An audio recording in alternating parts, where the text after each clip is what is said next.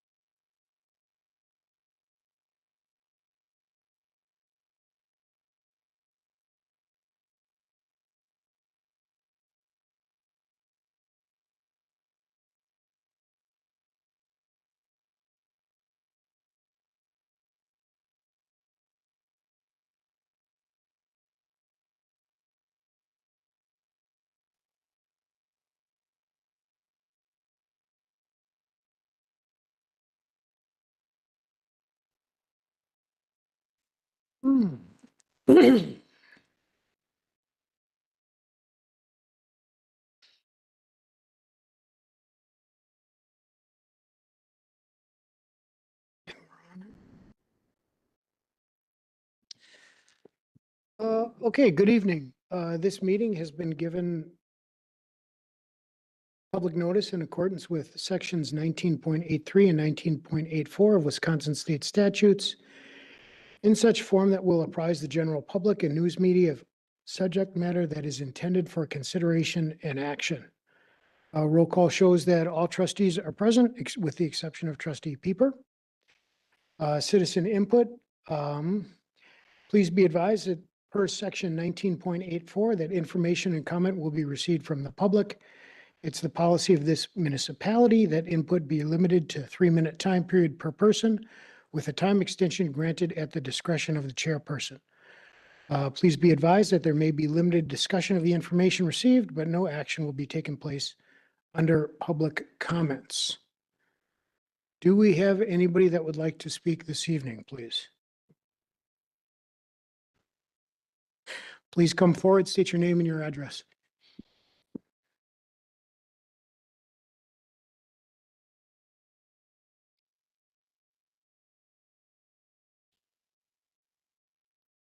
Melanie Smythe, N140W17938 Cedar Lane. The first thing I have is a question. I don't recall in the discussions about the transition of the dispatch up to the county, if anything was decided about manning the third shift at the police department building. So if someone could address that at some point, please. I went through the various reports in the agenda packet, and I was just curious, is that why 480% increase of vehicles in ditches? Was that because of the snowstorm or something? Yeah, okay, it's like, wow, what a huge number. Okay. So then the last thing I have is for the RFP for the new police building, or actually in the description it says police and fire as an assessment. And there's a couple of things with this. First of all, I think we should take out the location as stated, with the address being the old DPW or the current, presume this location, whether or not it's the right location based on where the calls come from, how quickly it is for police personnel to get to and from wherever they need to go. So I think that should be taken out of the assessment. It can be a footnote, but it should not be a predetermined location. The other thing is, I think that, and maybe this is part of the plan, that it should not be issued until after the referendum and we find out what the results are, but maybe that's part and parcel of the timing of it anyway, just because we're so close to that election date. Anyhow, those are my comments. Thank you. Thank you for your comments this evening. Excuse me. Anybody else, any comments this evening, please? Please come forward, state your name and your address.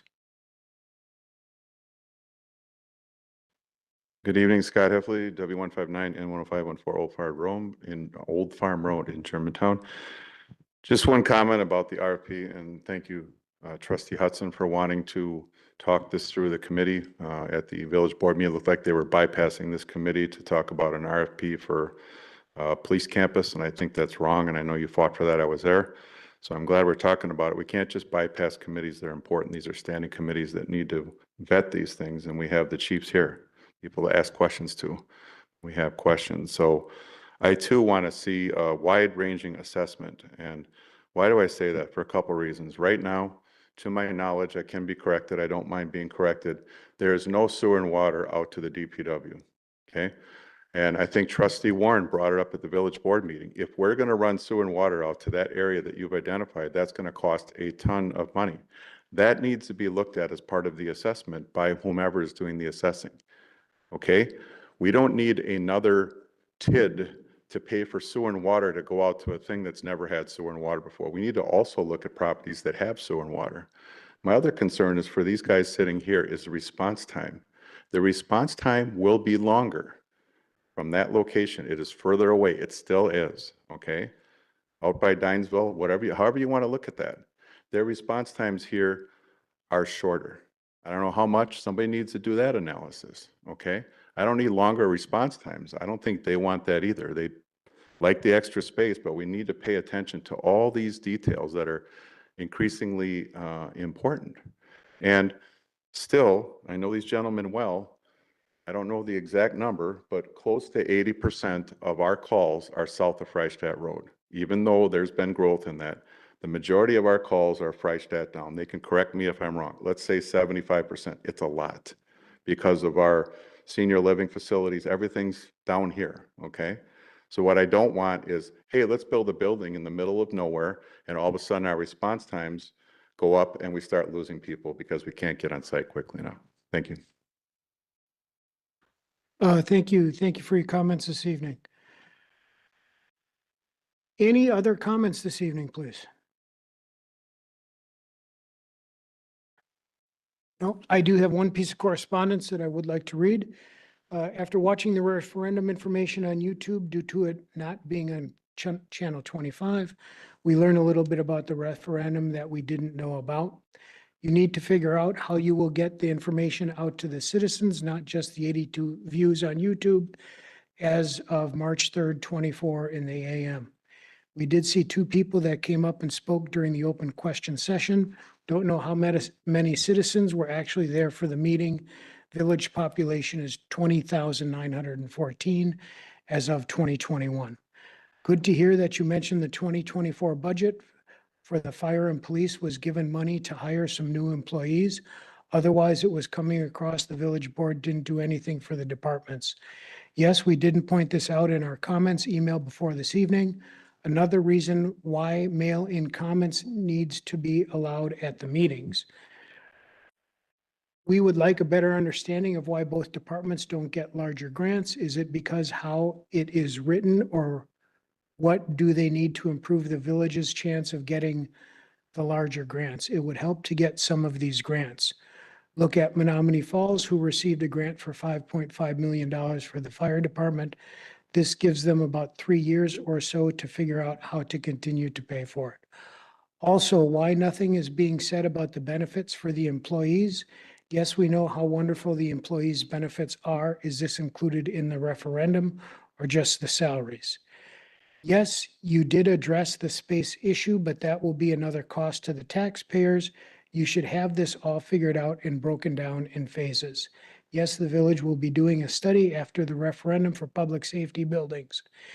In 5 years or less, open up your checkbooks again and dig deeper for more money for a new safety building, maybe more staff for the departments. You need to give us, you need to give us more information to get us to vote yes on the referendum, not the same old thing that has been said over and over. That's from the Schneiders on Bayberry Circle. And I would just like to say, this is out in the mail. I got my copy at my house today, and I am hopeful that this will answer many of the questions that the Schneiders raise. I believe it has been mailed to each resident, and again, should be hitting homes today or tomorrow. That's it for citizens input. On to item 4, please. Approval of the minutes. Make a motion to approve the minutes from February 5th of 2024 as presented. I'll second that. We have a motion and a second. Do we have any discussion? All those in favor, please say aye. Aye. All those opposed? Motion passes. Moving on to section 5, item A. Chief Snow, monthly police report, please. Thank you. The monthly is attached. I wanted to go back to last month's report. There was a question on the reported thefts and motor vehicle traffic assignments. So when reviewing those numbers, the thefts, I don't have a great explanation, but I can tell you that in 2023 in January, we took over 40 theft complaints down at Walmart. And this January, this last January, that was down to 10. There has been a change over in loss prevention personnel. So there could be a change in the reporting that could be very short-lived, that change that we saw from last year. But I guess it's hard to predict until we just keep looking at those numbers. The motor vehicle assignments, my assumption is that was due largely to a request for some directed patrol by our officers, and you were seeing a reflection of that in the monthly report from last year. If that answers those questions, I'll just move on to some more highlights from last month. 4 of our officers were recognized by the VFW for their performance from 2023, and that was Officer Brock Mikowski, Officer Jeremy Peterson, Officer Steve Hillman, and Sergeant Jared Spriter. They had a very nice award ceremony for them last Saturday where they were recognized for their actions last year. Our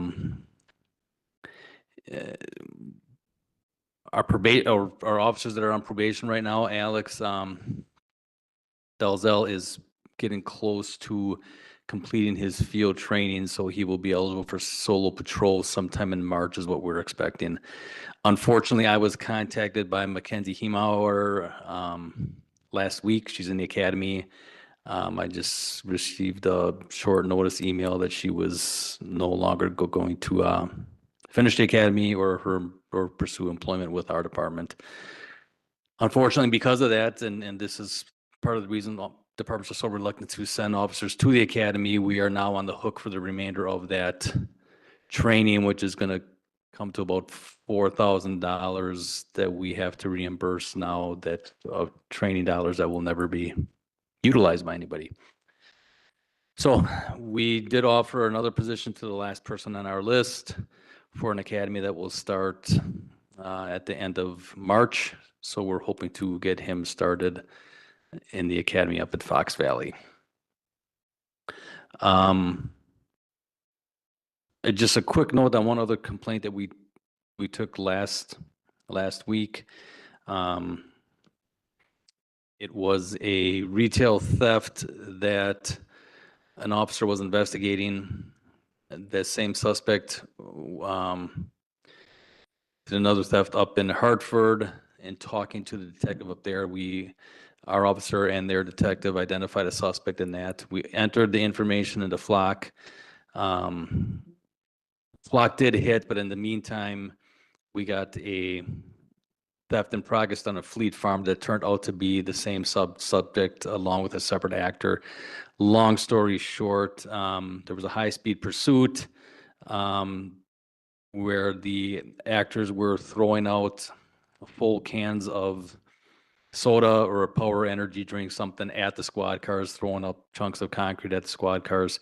The squads were ultimately able to make a stop and make an arrest, and I think there was 18 to 20 charges, many of them being felonies on the 2 suspects. So it was just an outstanding arrest for our officers. A lot of cooperation from agencies around the county in that one.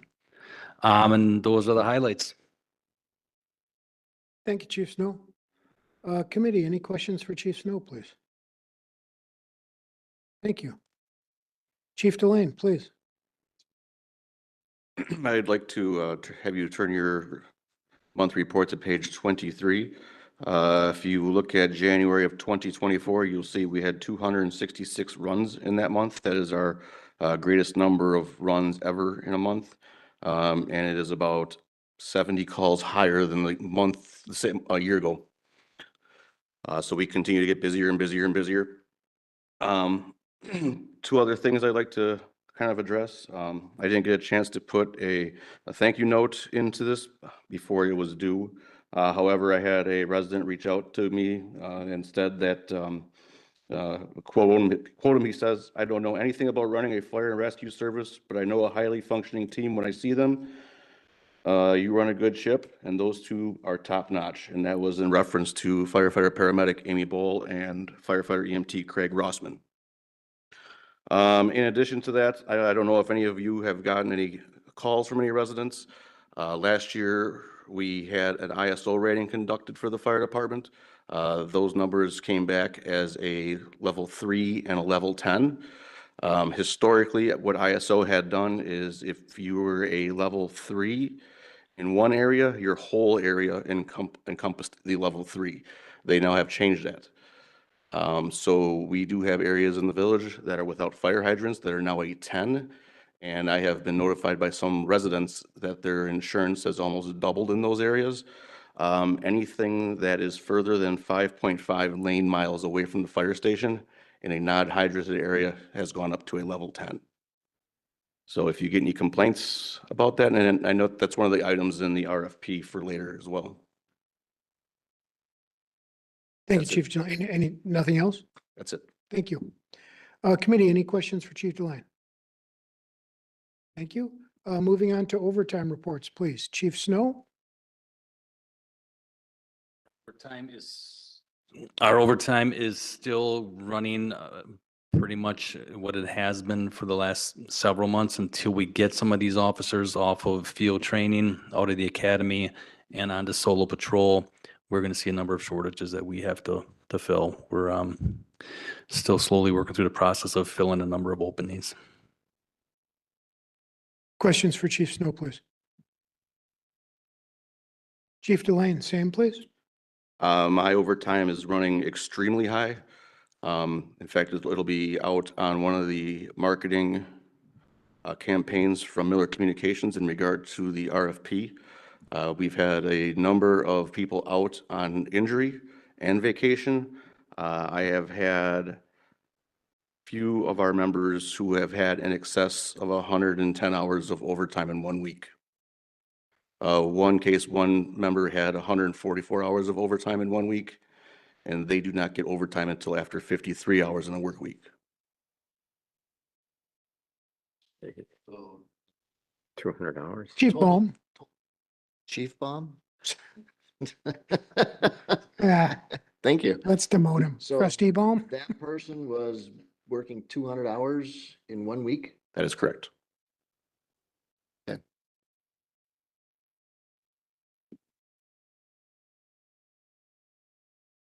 And just for clarification, at the way the laws are written for the fire department, they can work up to 72 hours straight before they have to take 12 hours off, before they can sit for another 72 hours. Thank you, Chief Delane. Thank you, Trustee Baum. Any other questions about overtime, please?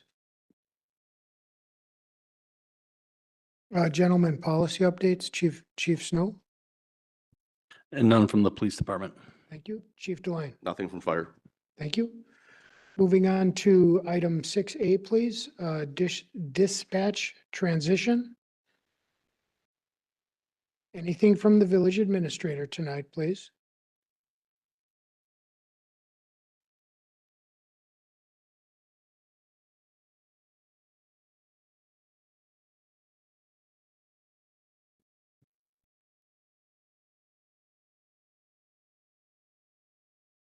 I do have some information to share. I think Chief Snow is going to start out with some updates on the dispatch software, the multi-juris transition, and a couple of other items, and then I'll add on to his comments. Sure, and we are making some headway with that multi-juris. That's been a project for us that Capital Data has become very involved in. That has helped significantly. We're still shooting for an April 1st completion, or to start transitioning everything over to the county. And that's the first step in this overall process that really needs to happen. So that we're optimistic about that timeline. We are, and I think the administrator will talk some more too about this. We're currently down to 6 dispatchers. So it's the timing for us is such that we need to retain all of those dispatchers to make this work, to get us through the timeline that the county is shooting for, and that is still to have Washington County take over third shift by September. I think that's something we can achieve, but there's a lot of things that need to fall into place for us to stay along that timeline. I think what I would add is we had a meeting actually earlier today with Chief Snow and Captain Merton and I, along with the sheriff, some of the sheriff staff and some of the administrative staff from Washington County. And one of the things that this committee had requested at the last meeting was, you know, a project schedule, Gantt chart, that type of thing that laid out the timeline. And we went through actually what the county is working off of with our police department as far as timelines. And they do have that. They have a Gantt chart, they have schedules, they have actually multiple variations of that. And as I learn more about this process, you know, there are multiple contingencies that come into play. Much of it because much of the timeline depends upon individuals and decisions that they make, individuals that apply for positions, how much training they need, how long the training takes. It's not a timeline-driven training process. It's a milestone-driven process. So, you know, we walked through, you know, earlier today, multiple iterations of the timeline. You know, if A happens, then this is the timeline. If B happens, then this is the timeline. And all of those kind of coming together within a certain range. And I think that range is something that I don't have it in written format this evening. That was like I said, a meeting that we had earlier today. It is something I can follow up on if the committee would like. But the timeline is looking in terms of ranges of when the transition will occur. And there are some updates that I can give on progress that's been made. Chief Snow mentioned multi-juris version of Pro Phoenix, which is moving along. And again, given some contingencies could be done, complete as early as the beginning of April. May take a little bit longer if some other technical issues pop up along the way. But is progressing and will be done before the first transition of third shift would take place. The other key element in the timeline that is really the first step in the process is the completion of the Hartford transition to consolidated dispatch. The county had committed first to Hartford to bring them online. They have completed the hiring process for 3 dispatchers and the training that's necessary to consolidate Hartford. So the county is now currently handling all calls that would have previously gone into to Hartford Dispatch. So that was a step that had to be taken before they could start filling positions and doing training for our dispatch.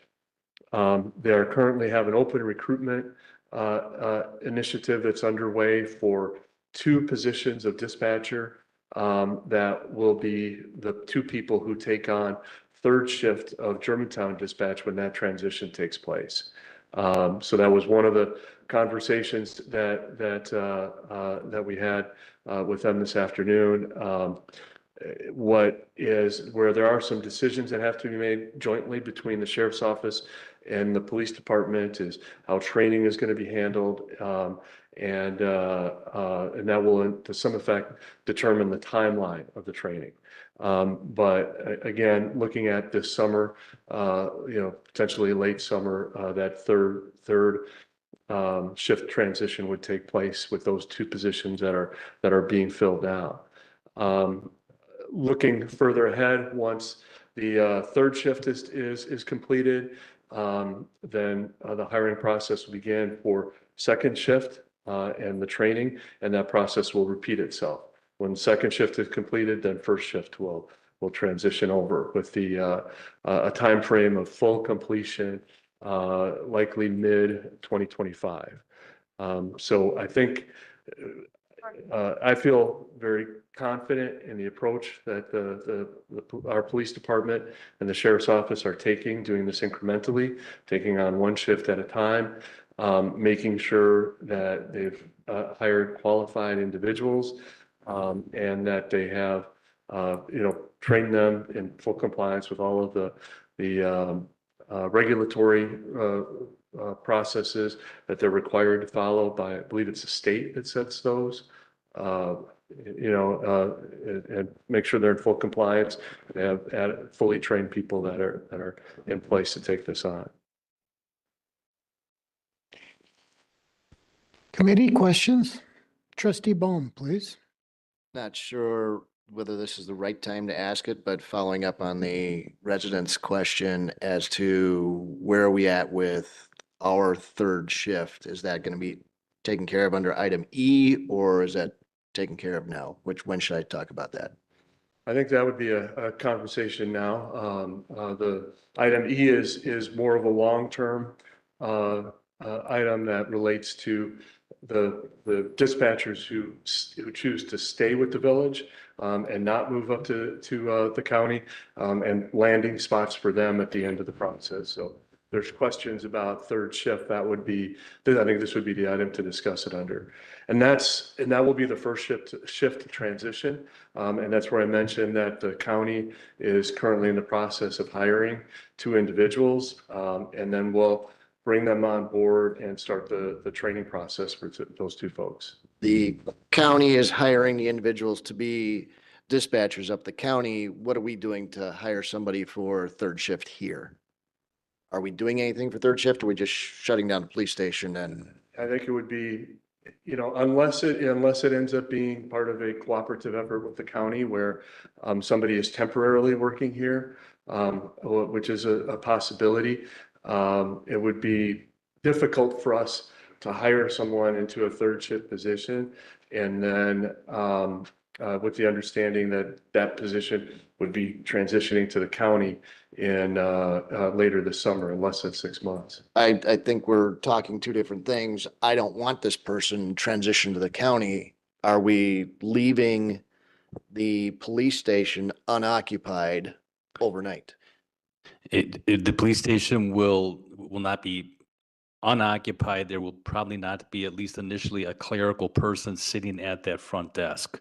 There will be officers in and out of the station that can return to the station to answer certain calls from citizens, things of that nature, but there won't be a clerical person specifically designated for third shift. Certainly something that we can look at down the road, but I'm going to have a hard time, I think, hiring a third shift clerical, if that's the question, to do a job that can more than likely be done on a different shift just as easily, with those hours not being very popular hours for anyone. And I'll paraphrase it.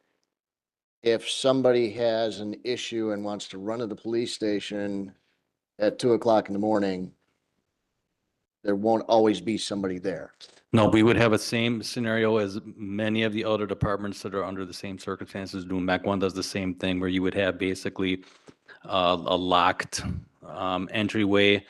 County would still be able to see that from the county.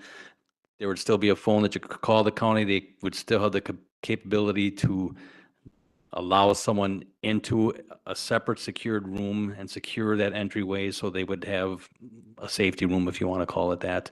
There's things like that we can do, but having someone there 24/7, again, at least initially, is probably not something that would happen with just the 4 clerical positions. So we have not finalized that scenario yet. We're still working on it.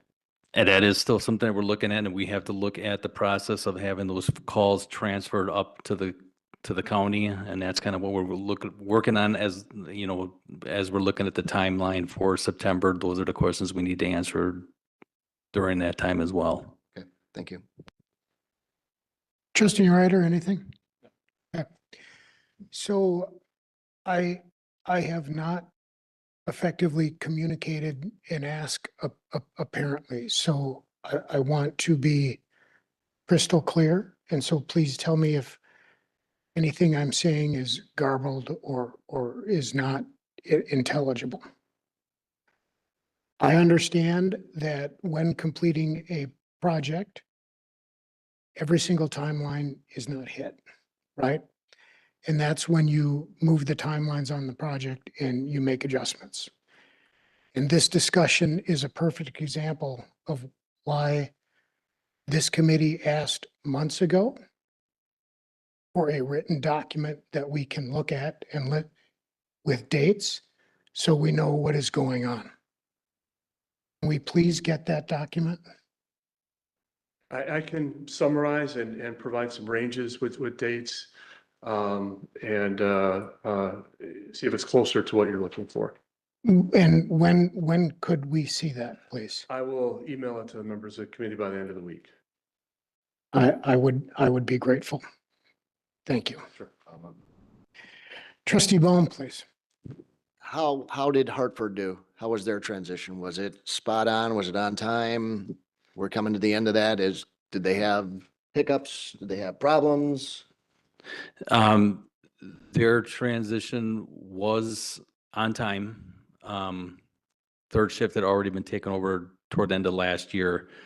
And if it wasn't exactly on time, it was very close.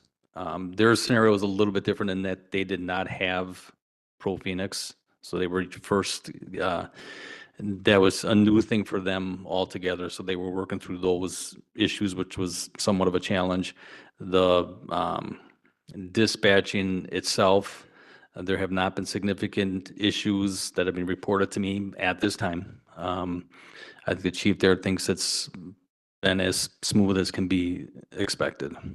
And they were under the same kind of culture as us, where they always had dispatch. So this was really a different thing for them. And so far they've not had any tremendous issues that have been reported to me.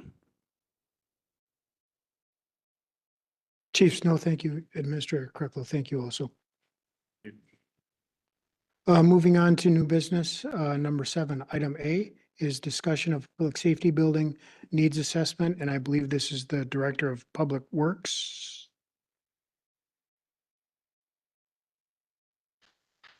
The director just asked if I could provide a little bit of a history before he got into Sure. what he was going to talk about. And this, we have had these discussions going back to the late 90s, early 2000s. That first, the initial discussions were revolved around a plan to remodel the annex and our police building, connect them. And that was back then about an $8 million project. So we've kind of worked off of that for a number of years before I think it became kind of apparent that that probably was not the best thing for us moving forward. It was still just not going to give us the room that we needed. We started working with Zimmerman to do a needs assessment. That was back in 2022. Nothing that we put together so far involved a public safety building. That was always just a standalone police building. So looking at if the decision is to look at a public safety building, we have to start basically from scratch. We still do have some of those numbers from Zimmerman again, but we were in the pretty early stages of that before those discussions stopped. And it actually must have been 2020 because it was, I think COVID is what shut us down. So now we are back to looking at a needs assessment. Regardless of what happens with the referendum, we're pretty much out of room right now. We have command staff giving up lockers because there's just no more room available in our locker room. We've had issues with the parking shortly after the parking garage was completed of not being able to park all our squads in the parking structure. Just different things that need to be done to upgrade, and now we're looking at needing to upgrade security. A lot of our stuff is just end of life, and the design of the building is not as functional as it should be for a police department. Outdated and just significant upgrades needed to bring it back up to where we would need it, and you would still be too small for our needs. So that's why these discussions are ongoing for us. Thank you, Chief Snow. Chief Delane, anything? For those of you who have been in the fire station, you've seen how tight we are too. We have pulled pallet racking into the station to try and store our equipment. In addition, we also have some sea containers out back that we have used to store equipment in and also turn into a training prop, so it kind of blended into the surroundings of our department. In addition to the needs that we have when it came to our prior discussion on ISO. Some people have asked about the former station one, if that would work. If you remember, with that building, we had taken down some HVAC equipment to get the modern fire trucks to fit inside, and the size of the doors being extremely small, having to weave the trucks into the building to get them to fit. And I don't know if that would solve the 5.5 lane mile distance either. Our building has 6 dorm rooms in it currently, with the possibility of converting some offices to up to 8. And that's a route we will take if we need to, but our storage or our building is quite tight for our needs. Chief Delane. Yeah, Matt Mortwitt, Director of Public Works. So based on that information and information that will become available as a result of the referendum, we put this RFP together to take a look at what space do they need in terms of personnel, in terms of equipment, and site needs. So does having the fire department and the police department work together on one site? And we wrote it out. The result of it is what's in front of you or what's included in the packet. But it's really just asking those basic questions. What space is needed? What do we have? Looking at how that space can be used to solve part of the problem. And then if we do need more space, then how much space do we need? And then the question is where? So the way we wrote this was that we would look at the soon-to-be former public works site. And I've heard some of the discussion that maybe that should be expanded, and that's something we'll listen to, of course. And then looking at the feasibility of that site in particular. So that's kind of the RFP in a nutshell, but I'd be happy to answer any specifics about it or where we plan to distribute it and that sort of thing too. Thank you. Trustee Baum. So should we remove the specific location from the RFP and have whoever's looking at this look through the entire village? Is that a reasonable request to do? I think that's certainly an option. Okay. The aspect of a combined public safety building. I know this was originally done for a police station. Now we've imposed that to a public safety building. Yes. Significantly additional cost to doing that. It's probably a little preliminary to guess on that, but I would assume additional cost just based on projected additional space. And the people who are going to be responding to the RFP would be qualified to evaluate the cost for whatever type of building we do.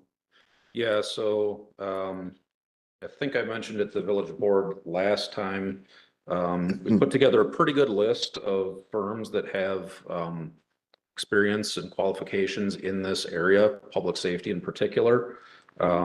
So I feel really good about who we're sending this out to, and I think we'll get good responses.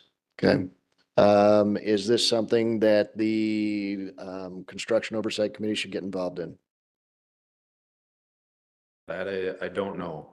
Actually, I'll play my new guy card, and I'm not even familiar with that committee. Well played.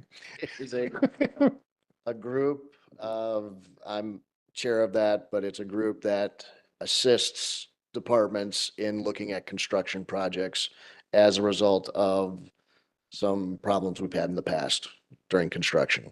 So I mean, Well- I'm certainly open to whatever feedback or process the board feels this needs to go through. Okay, I will talk amongst the rest of the board and find out if we want to do that. Sure.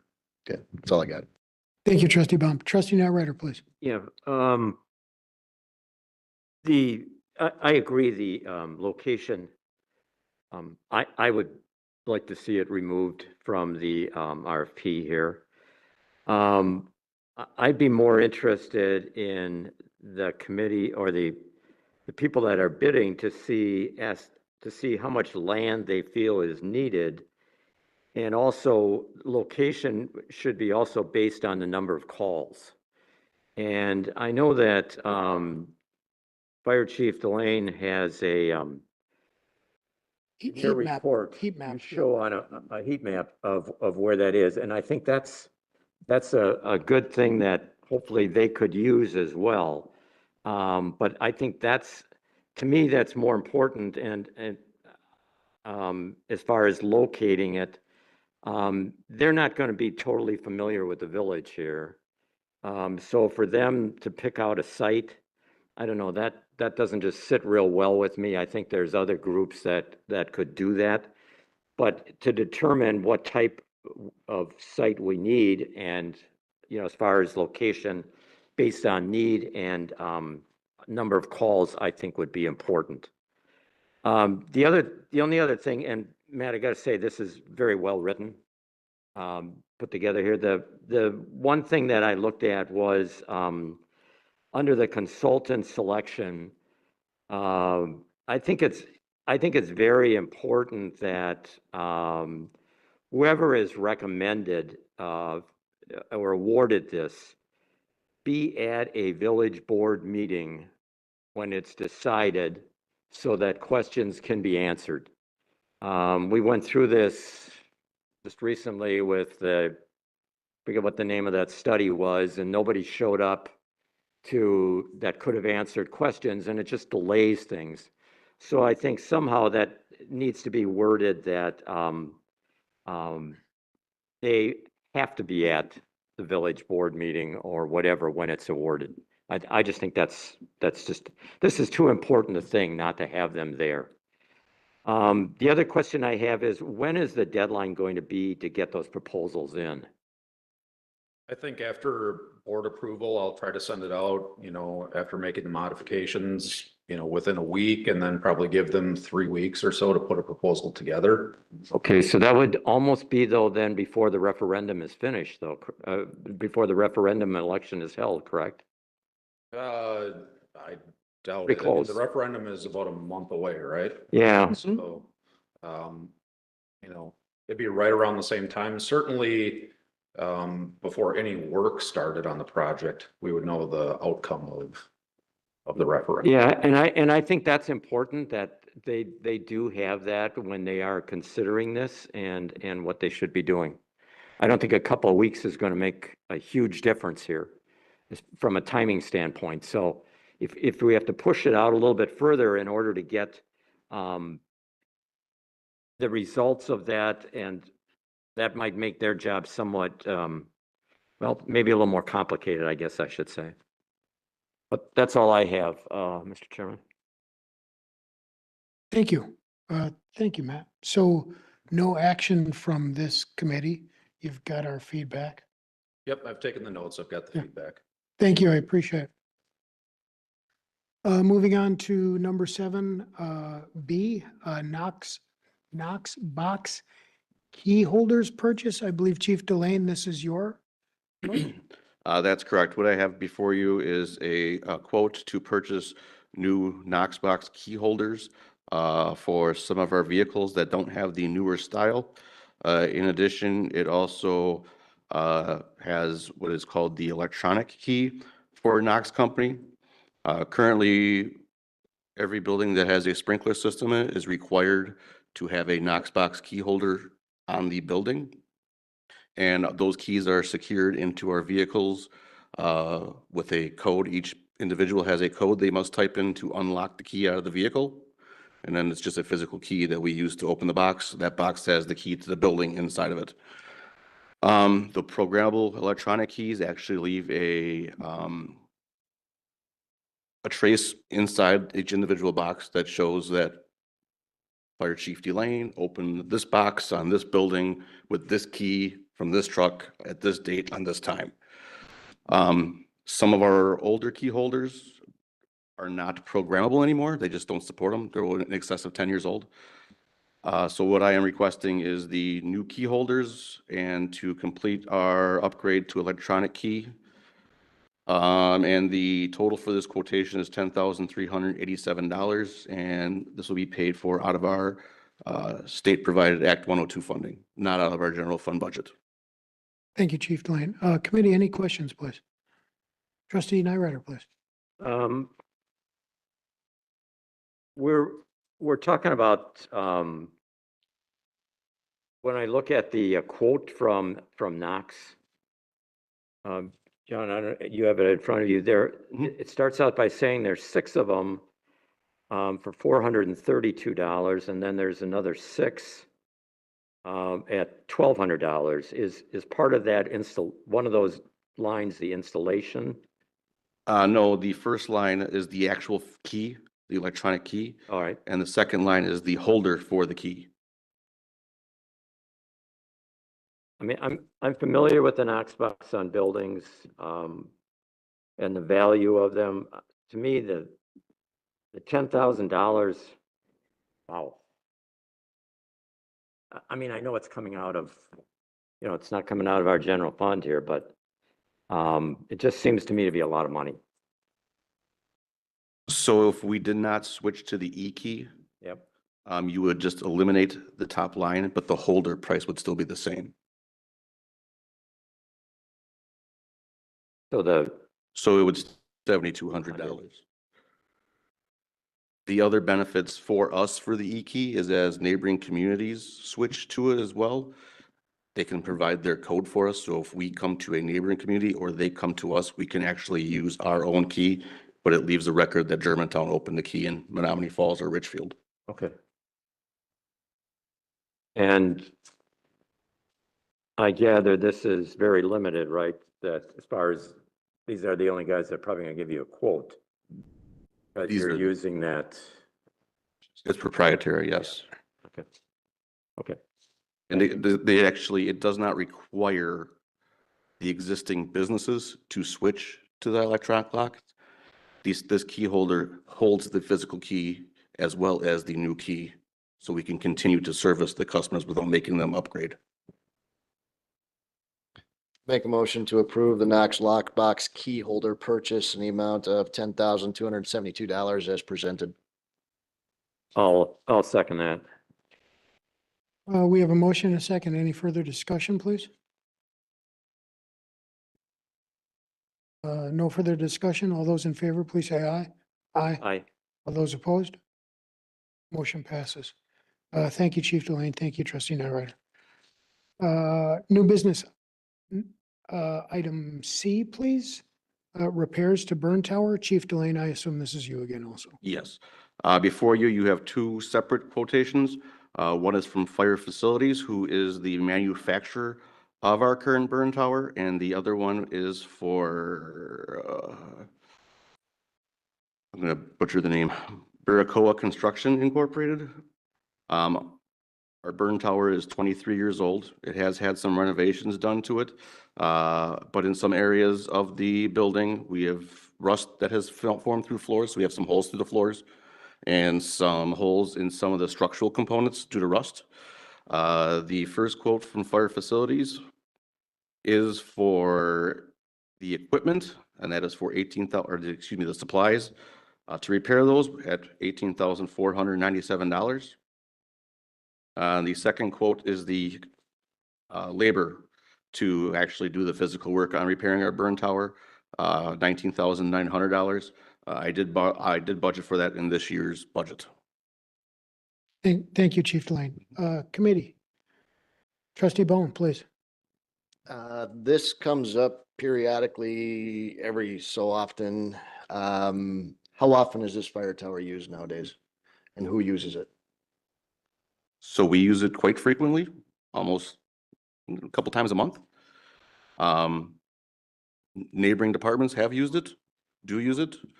But it gets a significant amount of use. And what's the lifespan of a fire tower like this, burn tower? I do not know. I have never asked that question. Okay. Seems like we are spending a lot of money for, I'm not sure if there's a consolidation that, I know when I go out to Madison, Madison School of Engineering has a burn facility out there that everybody in the area seems to go to. Do we have something comparable to that everybody can go to, or? The next closest one that we have that we can go to would be in Oak Creek. And that would obviously require us to bring in extra manpower to staff the station, so we could send people out of the village to use that. In addition to that, there is an hourly charge to use it. The last repairs that we had on our burn tower was in 2016, which is when we replaced the burn room. And prior to 2016, there hadn't been any repairs on it. All right, thank you. Thank you, trustee Bell. Trustee Narrator, any questions? No. Yep, thank you. Committee will entertain a motion, please. I'll make a motion to approve the burn tower repair for the amount of $38,397 to move it to village board. I'll second that. We have a motion and a second. Any further discussion? All those in favor, please say aye. Aye. Aye. All those opposed? Motion passes. Thank you. 7D, please. Application for temporary Class B retailers permit, Kiwanis of Germantown.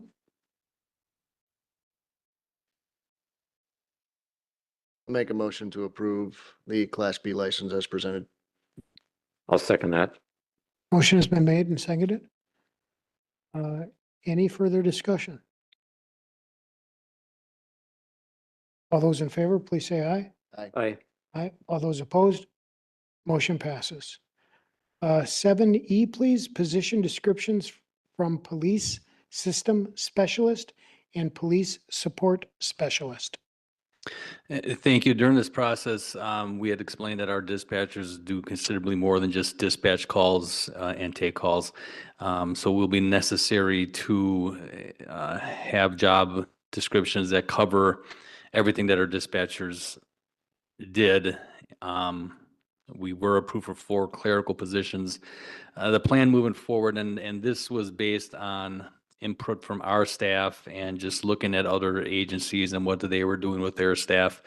But we kind of consolidated the remaining job assignments into these 2 descriptions, one being police support specialist, which would oversee the Wisconsin law enforcement accreditation process, along with municipal court and all municipal court related matters. All these positions will be cross-trained into a number of different office duties that any of the positions can take over if necessary. But specifically, they will be assigned to the YLEAG standards and the municipal court. The system specialist is something that is very much needed by us. We had talked years ago about bringing in IT just for the police department. I think what this system specialist will do is give us someone to work with IT, whether that be managed services or an IT person somewhere down the road. They would have oversight of the Pro Phoenix, the cameras, the security cameras, basically anything kind of IT related. They're going to have the ability to oversee that and kind of troubleshoot what they can, if not to work with IT for solutions for some of these matters. Right now, we have sworn personnel doing a lot of those tasks, and this will allow us to take those assignments away from lieutenants, captains, and give them to those clerical positions to oversee those. So the plan was to come here with the descriptions to get your input on that, and then ultimately take them to GGF to figure out the pay grade before going to village board with them. Thank you, Chief Snow. Committee, any questions about the two job descriptions, please? Trustee Nareder? Chief, has there been any pay scale determined for these positions yet or not? I am recommended pay grade 2, which is a step above what just a clerk typist would do, just based on the knowledge that they would need, the responsibility of what they're being assigned to. I think that would be appropriate. Okay, thank you. I will, Thank you. Trustee Ball? I'll make a motion to approve the job descriptions. That can go to GGF for financial consideration for both positions. I'll second that. We have a motion and a second. Any further discussion, please? All those in favor, please say aye. Aye. All those opposed? Motion passes. Last item on new business, item E. Item F. Purchase of support therapy dog. Therapy dogs have become very common in law enforcement, working, whether that be with schools, the general staff, or any type of calls for service where that would be helpful. And to speak more on that, Lieutenant Penny Schmidt is with us tonight. She had done the research on this matter, so I'll let her kind of explain the process for that. Thanks, Penny.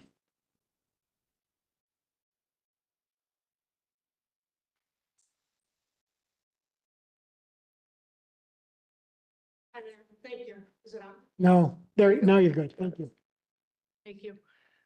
So for a few years, we've kind of tossed around the idea of implementing a therapy dog program with our police department in addition to our K-9 unit.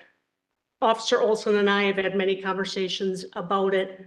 I think it really came to light for us to push forward with this request after our critical incident in October at the middle school.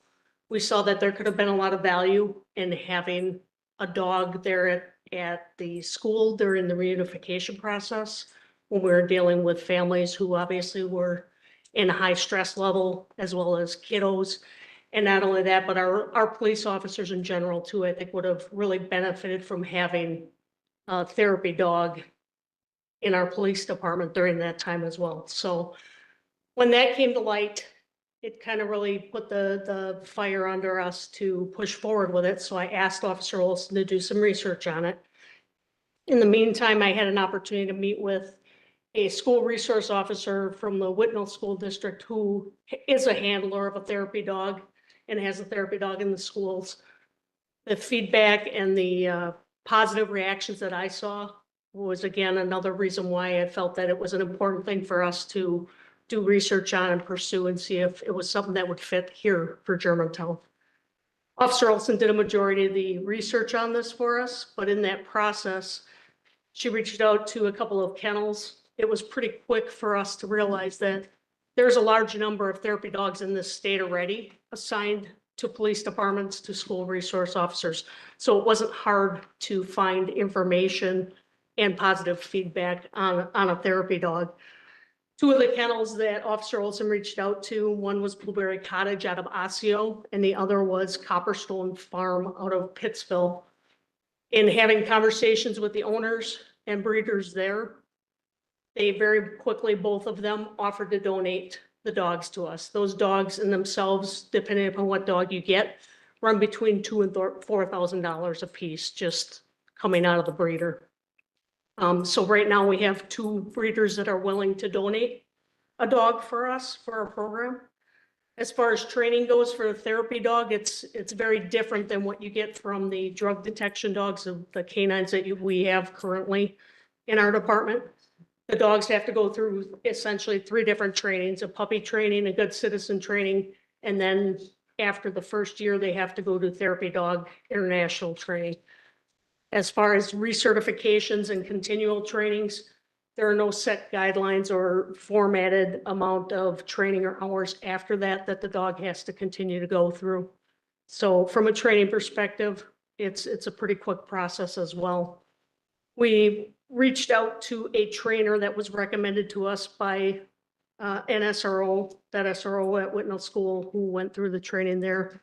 Patty's Canine Solutions out of McGuanago. Again, Officer Olson had a lot of contact with her and conversation with her. She also ultimately offered to help us with the training at no cost. Even willing to come here to Germantown to work with us here and to work to get that dog implemented into the schools and the police department here. Some of the other training options are some online training options that would come at a minimal cost for us. But personally, I like the in-person training that we would get here. We reached out to Germantown Animal Hospital, who currently cares for our two canines, Eric and Hotto. She offered and was extremely excited to hear that we were thinking of doing a therapy dog here. She offered to cover all the regular routine wellness checks, vaccines, flea and tick stuff like that, as well as then give us a 20% discount and any of the other billed expenses if we were to incur any. Medications would be about the only thing we would have to pay for if that were needed. As far as food supplies, pet needs, we have the Vault in Germantown who has offered to support us for food.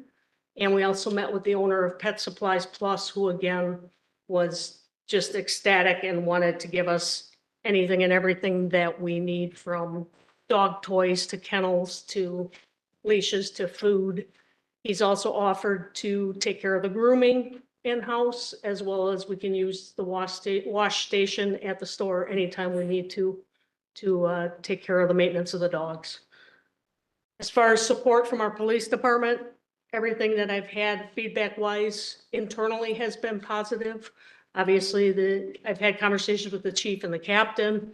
They're supportive of the program. Everybody thinks that it would be great to have a dog around that we could actually pet instead of our two canines, Eric and Hotto. And if you know Hotto, we can't pet him. So we then went to the canine committee, who does all of our fundraising in support of our canines. We met with them, presented some information to them in reference to implementing a therapy dog into the program. They are fully supportive of providing what is needed for that dog as well. So they would take on a third dog with their resources as well. We also met with the superintendent from the school district, as well as administrators from the various schools, and we have full support from them as well in regards to having a therapy dog in the schools. They see a huge benefit in it, and if you have my matter of that I wrote to the chief, I also attached a letter from one of the guidance counselors from the high school that she discusses the importance and the benefits to them having a therapy dog in there periodically right now, and what it would do for them to be able to have one in there more frequently than what they currently do. So that's the brief synopsis of the research we did for a therapy dog. I think it is going to be a huge benefit if we decide that this is something we can move forward with. I think it'll be a benefit to our police department, to our schools, to our kiddos, to our community. The dog will be able to be out at community events and be approachable. I think it brings another wonderful, positive connection for us as police officers with the community. And I think, as well as our senior centers, we'd be able to go in there and provide that connection as well with our senior citizens here. So I'm asking that you consider implementing it. Thank you. Committee, questions, please? Sorry, Chief. Chief. I'm sorry, and he probably already said it, but so Tony Olson would be the handler, and there's no need for a canine unit for this position. She would transport in her own personal vehicle, would live at her house then. Thank you. Trustee Nyrider? I think it's an excellent idea, and compliments to you, Lieutenant Schmidt. This memo that you drafted, boy, just answers all of the questions you have as I was reading it. And the other thing I like about it, it's free. So But no, I think it's an excellent idea, and I think certainly would benefit the community. Thank you, trustee Nightrider. Trustee Baum? I'll make a anything? motion to approve the purchase of a support therapy dog as presented. I'll second that. A motion has been made and seconded. Do we have any further discussion? All those in favor, please say aye. Aye. All those opposed? Motion passes. Thank you. Thank you. Next meeting date. Our next meeting would be April 1st. Can we wait and see what the village board decides tonight with that, with, you know, if they're not gonna have it on the Let's first? get a legal opinion, please.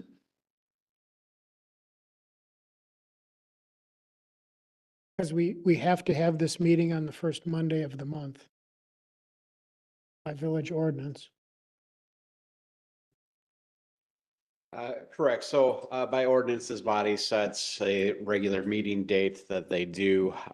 With that said, it has always been my position that this body can change that date based on circumstances, whether pandemics, which we Election. just went through not that long ago.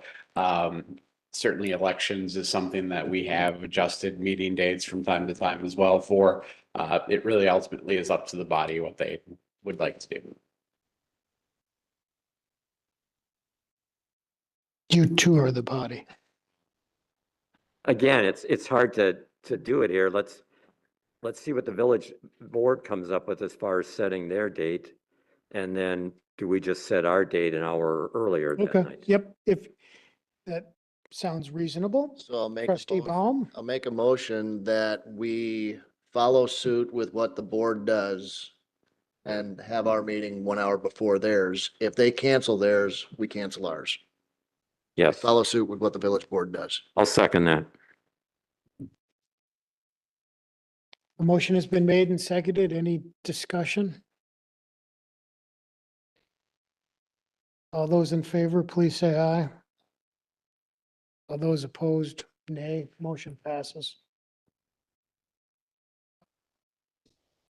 Meeting's adjourned. Thank you for coming. I apologize for running over.